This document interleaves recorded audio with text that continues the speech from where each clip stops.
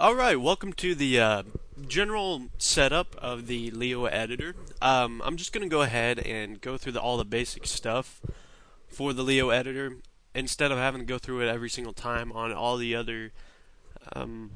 other tutorials that I'm going to do. First thing that you want to do, you're either going to want to create a new file or open up an existing one. We're going to go ahead and open up an existing one so you can just kind of take a quick peek on how everything is. So just click this little folder right here to open one up. We're going to go ahead and go with the bug hunt file, one that I've been using lately. Alright, now that you've got it open, you'll see all these little plus keys right here. I mean, it's kind of basic stuff, but you can expand and you can see all the different content for that particular category, all the flags, the doors, hides, and a couple of these I've never used, but anyhow, we're going to go ahead and hop into just the basic general tab. The general tab is the first tab that you're going to come up to pretty much whenever you click on anything in the Lio editor. I mean, you can see here how hides and portals and everything has this general tab, and it's all pretty much set up the same way.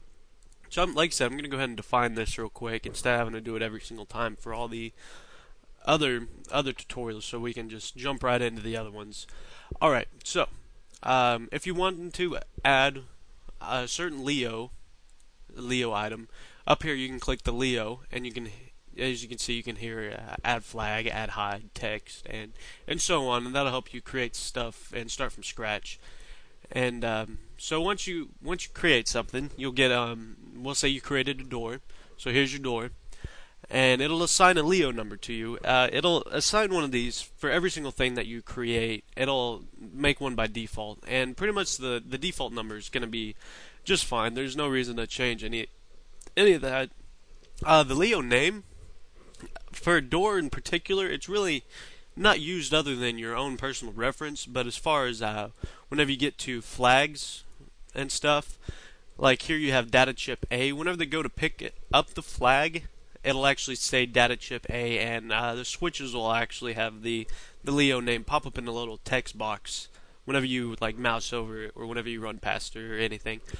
So some of them matter and some of them don't. I guess you can just go ahead and use a rule of thumb. Just use something, that is readable and won't create too much confusion in case it was read. But as far as, like I said, the doors, they aren't used. Use relative ID. I'm not sure what that is. I've never actually used it and I haven't seen it used, but a lot of these different deals have descriptions down here at the bottom that you can read over, and you can get a better idea of what they do and how they're used. But as far as the X and Y coordinates, you don't actually necessarily have to type those in manually, because you got this nifty little button right here. It's called Visually Edit Coordinates. You can click that, and that'll come up with a pop-up box. And you'll want to make sure you get the correct map. Otherwise, your coordinates that you're going to get are just going to be totally bogus and way off. But once again, we're going to be with Bug Hunt, the Bug Hunt test file. And so a lot of computers, after you click that, nothing will happen. It'll kind of throw people for a loop because they're like, oh, what happened? But all you got to do is down here on your taskbar, you'll just click on the Lio editor. Even though it's already selected, just click on it again, and voila, there you go. It'll pop up your little map editor right there. And you can see this little green selected area right there, and that's what you'll actually be using. You can use the scroll bars on the right and on the bottom to move it up and down and left and right. It's a little hard to see with this video recorder program that I'm using to get a full picture, but once you get it to where you want it, like say right there, all you got to do is just close it. That's it, and it'll automatically put up the numbers right here. That's all you got to do. The width and the height, that's defining the spawn area for the particular Lio file or Lio item. As far as stuff that you don't want it to move, you want it to just be exactly where it's at, you want to go ahead and leave those to 0, and that'll just put it right there. But as far as flags, you can define like a 250, like I said, like a 250 by 250 area, and that'll come with a 250 by 250 square that it'll spawn somewhere within that region. So you'll get a little more randomness with it. The hunt frequency is who can actually use the Lio item. As far as doors and stuff, once again, you don't really necessarily have to use it because it's a door. I mean, it's kind of out there, but as far you can read down through here, you can get the different frequencies, and I think positive numbers are actual. Yeah, positive are a specific frequency. Like what it means by that is if you're using a particular vehicle item ID or anything, you go with positive numbers. But -3 and -2 are both pretty good things because -3 and -2 are pretty much just anybody. It won't discriminate on your vehicle ID, it won't discriminate on your class ID or team ID, none of that. So, like I said, just anybody. And down here you got select graphic. This is your blob name is like your primary category for all the different graphics. You can see here that you have quite a few. You can set the BLO directory right there by clicking edit, and you'll want to set that probably to like your default infantry directory, and they'll all just be right there. But for doors in particular, you'll click doors, and over here you'll have your secondary, and that'll have like all the different angles, all the different subtypes of each graphic.